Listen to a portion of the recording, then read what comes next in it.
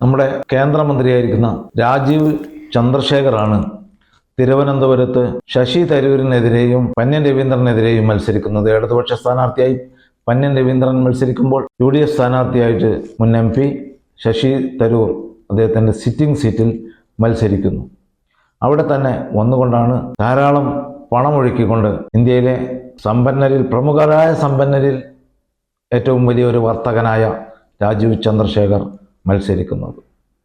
കളത്തിലേക്ക് ഇറങ്ങി വരികയാണ് ബിസിനസ്സുകാരനായ രാജീവ് ചന്ദ്രശേഖർ. എന്നാൽ രാജീവ് ചന്ദ്രശേഖർ നോമിനേഷൻ കൊടുക്കുമ്പോൾ സമർപ്പിച്ചിരിക്കുന്ന അദ്ദേഹത്തിൻ്റെ രേഖകളിൽ അദ്ദേഹത്തിൻ്റെ ആസ്തി കാണിച്ചിരിക്കുന്നത് വെറും 36 കോടി രൂപയാണ്. ശശി തരൂരിനാകട്ടെ 56 കോടി രൂപയുണ്ട്. അതിനേക്കാൾ പാവപ്പെട്ടവനായിട്ടാണ് രാജീവ് ചന്ദ്രശേഖർ രേഖകളിൽ കാണിച്ചിരിക്കുന്നത്. വെറും 36 കോടിയേ ഉള്ളൂ. കഴിഞ്ഞ തവണ ഇദ്ദേഹം ഇതിനേക്കാൾ കാണിച്ചിരുന്നു, 65 കോടി കാണിച്ചിരുന്നു. ഇപ്പോൾ അതിൻ്റെ പകുതിയാണ് കാണിച്ചിരിക്കുന്നത്, 36 കോടി. എന്തൊരു മറിമായമാണ് എന്ന് ആർക്കും അറിയില്ല. ഇദ്ദേഹം തന്നെ മുമ്പ് പലതവണ പല മീഡിയകളിൽ, പ്രത്യേകിച്ച് ടൈംസ് നൗ പോലുള്ള മീഡിയകളിലൊക്കെ തന്നെ കൊടുത്തിരിക്കുന്ന അഭിമുഖത്തിൽ ടൈംസ് ഓഫ് ഇന്ത്യയിലും വന്നിട്ടുണ്ട്.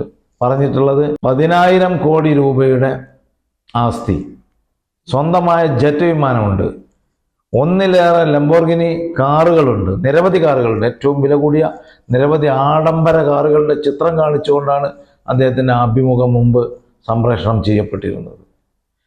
അപ്പോൾ 10,000 കോടിയുടെ ആസ്തിയുള്ള ഒരു ഇന്ത്യയിലെ അതിസമ്പന്നരുടെ കൂട്ടത്തിൽപ്പെട്ട ഈ മലയാളി രാജീവ് ചന്ദ്രശേഖർ ഇപ്പോൾ വെറും 36 കോടി മാത്രമുള്ള ഒരു നിസ്സാരക്കാരനായിട്ടാണ് തെരഞ്ഞെടുപ്പിൽ മത്സരിക്കുന്നത്. ഇത് ഏത് ജനത്തിൻ്റെ കണ്ണിൽ പൊടിയിടാനാണ്? മലയാളികളുടെ കണ്ണിൽ പൊടിയിടാനാണോ? കേരളത്തിലെ ജനങ്ങളുടെ കണ്ണിൽ പൊടിയിടാനാണോ? ഇത്രയേറെ കാറുകളുള്ള, ജെറ്റ് വിമാനമുള്ള, ഇത്രയേറെ 10ലേറെ കമ്പനികളുടെ ഉടമസ്ഥനായ 9 സീറ്റുള്ള ജെറ്റ് വിമാനമാണ് രാജീവ് ചന്ദ്രശേഖറിനുള്ളത്. ഇതെല്ലാം തന്നെ പല കമ്പനികളുടെയും പേരിലായിരിക്കും. ആ കമ്പനികളിലൊക്കെ ഷെയറുകളുള്ള, അല്ലെങ്കിൽ അതിൻ്റെ ഡയറക്ടറായ, അല്ലെങ്കിൽ മാനേജിങ് ഡയറക്ടറായ, അങ്ങനെ അതിൻ്റെയൊക്കെ ഉന്നത സ്ഥാനങ്ങൾ വഹിച്ചുകൊണ്ടിരിക്കുന്ന ഒരു വ്യക്തി, ആ വ്യക്തി തെരഞ്ഞെടുപ്പിൽ മത്സരിക്കുമ്പോൾ അധികൃതരുടെയും ജനങ്ങളുടെയും കണ്ണിൽ പൊടിയിട്ടുകൊണ്ട്, അതെല്ലാം തന്നെ മറച്ചു വെച്ചുകൊണ്ട്, തൻ്റെ സമ്പത്തിൻ്റെ ഉറവിടങ്ങളും സാമ്പത്തിക ആസ്തികളുടെ കണക്കുകളും മറിച്ചു വെച്ചുകൊണ്ട് മത്സരിക്കുന്നു എന്ന് പറയുമ്പോൾ അദ്ദേഹം മത്സരിക്കുന്ന പാർട്ടിക്ക് അത് ഗുണം ചെയ്യും എന്ന് കരുതുന്നുണ്ടെങ്കിൽ കേരളത്തിൻ്റെ സംസ്കാരവും കേരളത്തിലെ ജനങ്ങളുടെ ചിന്താഗതിയും മനസ്സിലാക്കാതെയുള്ള വളരെ ജുഗുപ്സാവഹമായ ഒരു ഇടപാടാണിത്. വളരെ തെറ്റിദ്ധരിപ്പിച്ചുകൊണ്ടുള്ള ഒരു ഇടപാടാണിത്. അവിടെ ശശി തരൂർ പറയുന്നത് ശരിയാണെങ്കിൽ തിരുവനന്തപുരത്തെ ആളുകൾക്കൊക്കെ ധാരാളമായിട്ട് പണം കൊടുത്തുകൊണ്ടിരിക്കുകയാണ് വോട്ടിന് വേണ്ടി. ആ രീതിയിലുള്ള പ്രവർത്തനം ഒരു ഭാഗത്ത് നടത്തിക്കൊണ്ട് മറ്റൊരു ഭാഗത്ത് തൻ്റെ സാമ്പത്തിക ശേഷി മറച്ചു വെക്കാൻ ശ്രമിക്കുകയും ചെയ്യുന്നു. അദ്ദേഹത്തിൻ്റെ പിതാവ് ചന്ദ്രശേഖർ ഡയറക്ടറായിട്ടുള്ള കമ്പനികളുണ്ട്. BPL മൊബൈൽ, അത് അദ്ദേഹത്തിൻ്റെ ഭാര്യാപിതാവായിട്ടുള്ള കണ്ണൂർക്കാരനായ മിസ്റ്റർ നമ്പ്യാർ സ്ഥാപിച്ച കമ്പനി. അതിൻ്റെ മൊത്തം ആസ്തി എടുത്തിട്ട് അതിൽ നിന്നാണ് രാജീവ് ചന്ദ്രശേഖർ എന്ന IT ഉദ്യോഗസ്ഥനായിരുന്ന ഈ വ്യക്തി വൻതോതിൽ സമ്പാദിച്ചിരിക്കുന്നത്. 10,000 കോടിയിലേറെ ഇപ്പോൾ കണക്കുകൾ കൂട്ടി നോക്കിയാൽ അദ്ദേഹത്തിൻ്റെ സമ്പാദ്യം 10,000 കോടിയിലേറെ വരും. ഇത്രയും സമ്പാദ്യമുള്ളത് മറച്ചു വെച്ചുകൊണ്ട് വോട്ട് വാങ്ങി വീണ്ടും MP ആയി മന്ത്രിയാവാം, അങ്ങനെ ഒരു ക്യാബിനറ്റിൽ തന്നെ കയറിയിരിക്കാൻ കഴിയും എന്ന വ്യാമോഹവുമായിട്ടാണ് രാജീവ് ചന്ദ്രശേഖർ ഇറങ്ങി പുറപ്പെട്ടിരിക്കുന്നത്.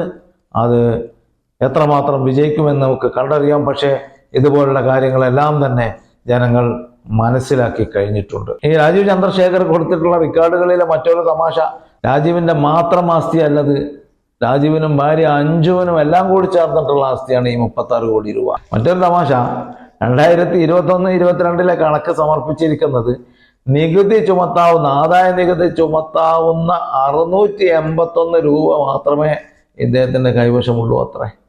അതൊക്കെ നമ്മൾ വിശ്വസിക്കണം അത്രേ. ജനങ്ങളോട് തനിക്ക് ഇത്രമാത്രം 36 കോടിയുടെ ആസ്തിയേ ഉള്ളൂ എന്ന് വിളിച്ചു പറയുന്ന ഇപ്പോൾ തന്നെ മന്ത്രിയായിട്ടുള്ള രാജീവ് ചന്ദ്രശേഖർ തനിക്ക് സ്വന്തമായി ജെറ്റ് വിമാനമുണ്ട് എന്നത് വൻ വാർത്തയാക്കി മാറ്റിയിരുന്നു. അദ്ദേഹം ജെറ്റ് വിമാനം വാങ്ങുന്നത് വലിയ വാർത്തയായിരുന്നു ഇന്ത്യയിലെ മാധ്യമങ്ങളിൽ. ആ ജെറ്റ് വിമാനത്തിന്റെ വില എന്താണെന്നറിയാമോ? 140 കോടി. രാജീവ് ചന്ദ്രശേഖരന്റെ ആസ്തി കേട്ടല്ലോ, 36 കോടി. രാജീവ് ചന്ദ്രശേഖരനും ഭാര്യക്കും കൂടി 36 കോടി മാത്രമേ ഉള്ളൂ. എന്നിട്ട് 140 കോടിയുടെ വിമാനം വാങ്ങാൻ സാധിക്കുന്നു. വല്ലാത്തൊരു അത്ഭുതം തന്നെ. രാജീവ് ചന്ദ്രശേഖർ ഉടമയായിട്ടുള്ളതും ഡയറക്ടറായിട്ടുള്ളതും മാനേജിംഗ് ഡയറക്ടറായിട്ടുള്ളതും അതുപോലെ അദ്ദേഹത്തിന് ഭൂരിപക്ഷ ഷെയറുകൾ ഉള്ളതുമായ 26 കമ്പനികൾ ഇന്ത്യയിൽ പ്രവർത്തിച്ചുകൊണ്ടിരിക്കുന്നുണ്ട്. എന്നിട്ടാണ് അദ്ദേഹം ഈ ആസ്തി ചുരുക്കി കാണിക്കുന്നത്. എന്നാൽ രാജീവ് ചന്ദ്രശേഖർ തെരഞ്ഞെടുപ്പ് ഭരണാധികാരിക്ക് സമർപ്പിച്ചിരിക്കുന്ന സത്യവാങ്മൂലത്തിൽ 9 അൺലിസ്റ്റഡ് കമ്പനികൾ മാത്രമാണ് കാണിച്ചിട്ടുള്ളത്. അതിൽ 6 എണ്ണത്തിലും ഭൂരിപക്ഷ ഷെയറുകൾ ഇദ്ദേഹത്തിൻ്റെതാണ്.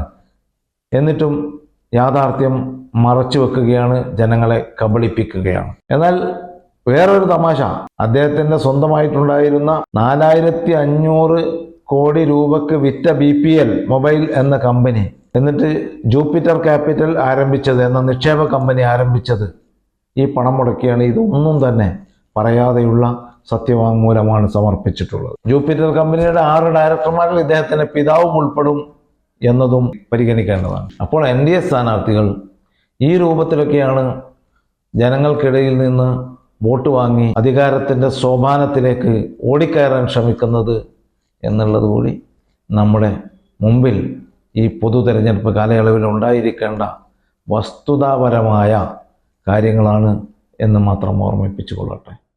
കൂടുതൽ വാർത്തകൾക്കും വിശേഷങ്ങൾക്കും ന്യൂസ് ലൈവ് TV സബ്സ്ക്രൈബ് ചെയ്യുക.